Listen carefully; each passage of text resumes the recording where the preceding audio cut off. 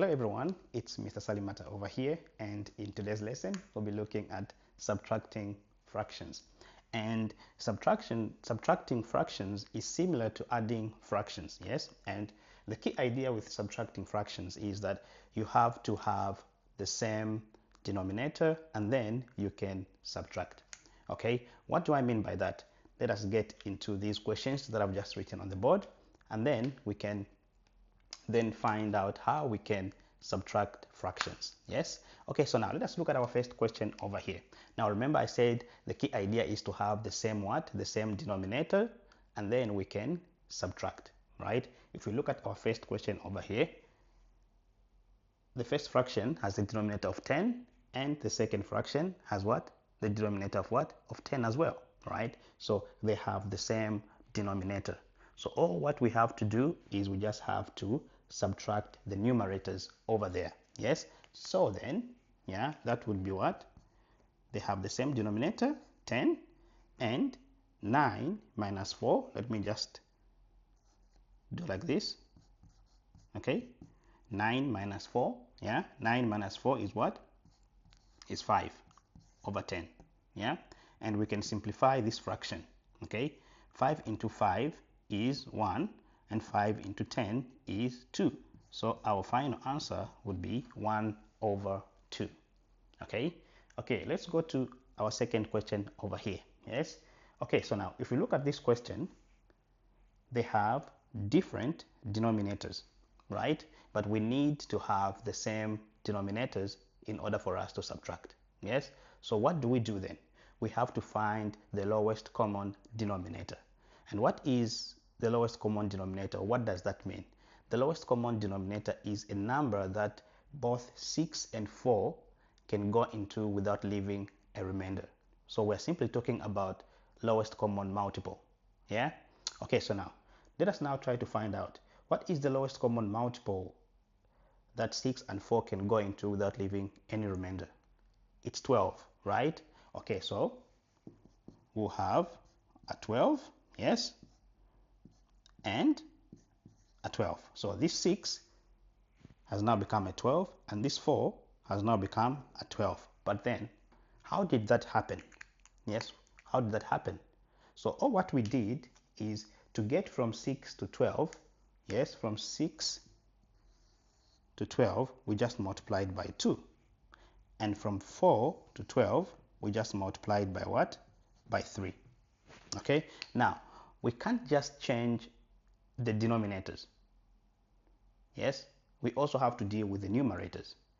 And how do we do that? We just multiply the same number that you multiplied, yes, with your first denominator over here to get to 12, which is 2. So we also what? Have to multiply by 2 to the first numerator here of our first fraction.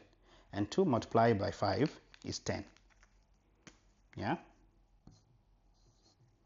And then we do the same with our other numerator over here. Right? So we multiplied by 3. So we multiply by 3. 1 by 3 is what? Is 3. Right? Now we have the same denominator. All we just have to do is what? Just subtract the what? The numerators over there. And 10 minus 3 is 7. And we keep our denominator 12. Yeah? Okay, so now let us look at our third question over here. Also, it has different what? Denominators. So what do we have to do? We have to look for the lowest common denominator, which is the lowest common multiple, right? And the lowest common multiple of 10 and 15 is what? Is 30, right? Okay, so equal to 30, yes, and 30. And how did we get from 10 to 30? We what? We just multiplied by 3, and then from 15 to 30 we multiplied by 2. So now let's get our new numerators. We just do the same to get it. Yes, we multiply by 3. 7 by 3 is what? Is 21. Yes, and then 2 as well over here. We multiply that by what? by 2. Yes, by 2. 2 multiplied by 2 is what? Is 4. Right? Okay, so we have the same denominators. Yes? All we have to do is what? Subtract the numerators. Right? So we keep our denominator, right? And 21 minus 4 is what? 21 minus 4 is 17. Right? We can't simplify this fraction over here. So there we go. We have solved our third question. Yeah? Let us look at our fourth question over there. Okay? Now, if you look at this fourth question over here, you can tell that both fractions are what? Sorry, it contains an improper fraction over here and a proper fraction, right? But it has the same denominator. So then what do we have to do? All we have to do is just add the what? The numerators, yes, and keep the denominator. So the denominator is 8, yes, and 17, yes, 17 minus 5, yes, 17 minus 5 is what? Is 12, right? Now, we can simplify this fraction over here, which this is an improper fraction, but let us simplify it, yes? 4 into 8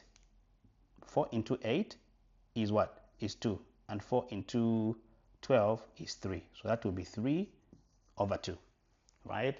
Okay, so now, whenever you have an improper fraction, if required, okay, if required, please change it into mixed number, okay?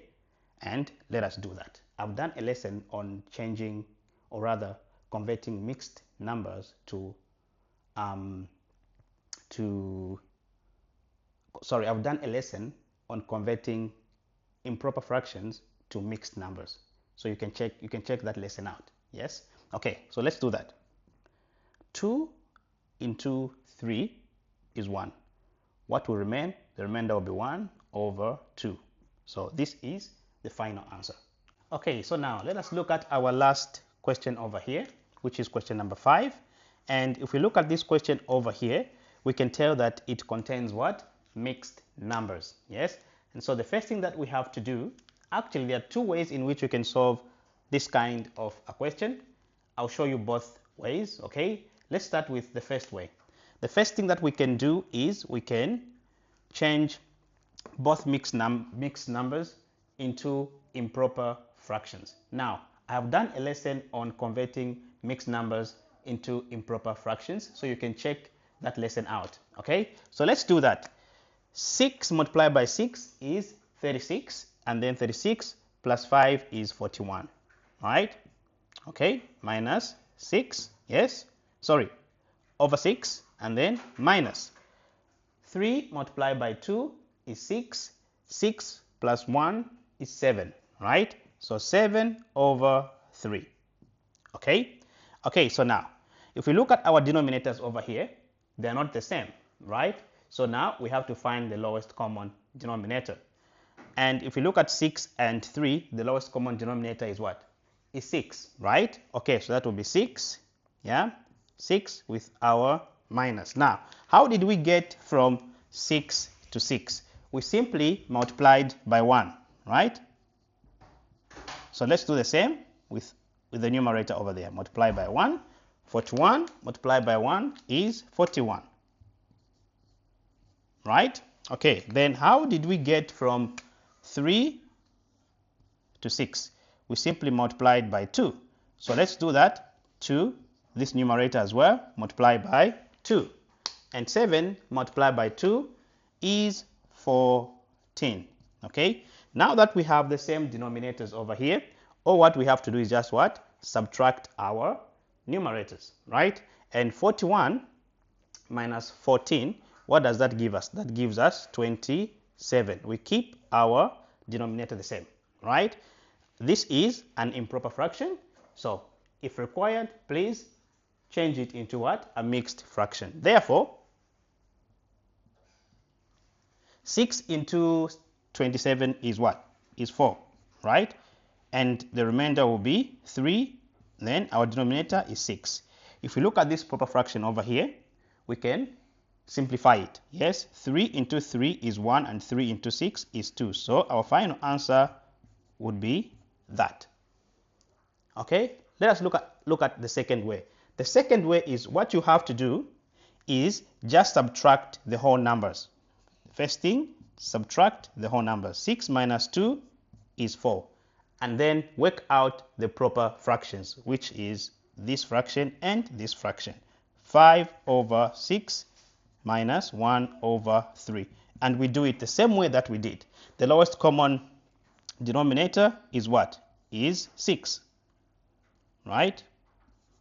And how did we get from 6 to 6? We multiply by 1. Yes.